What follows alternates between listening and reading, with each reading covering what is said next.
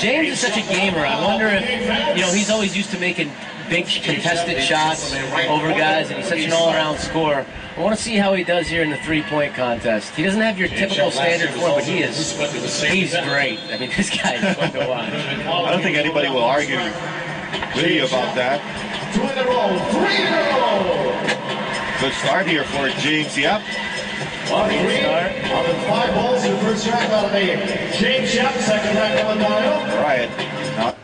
Now he's struggling here. But he gets 1 ball to go in. But the second track. Makes the last ball. 2 points from James Yap. Boy, and now from this view, you can really see how big James's hands are. That's right. Parang suha lang ang bola sa kamay niya. Suha. Parang galing ka nga sa Davao, Second to the last track. And there's some players who has to look at the ball when they pick it up. So James hindi, no? Yeah. Not even looking at the ball, just feeling it with his left. So ginigrip lang niya na isang kamay. It makes up some time for him. Yeah, one at the buzzer here. Oh, he made it. Big bucket. 16 would put James currently in second place. If that's the right score, he's going to be in second behind Gary.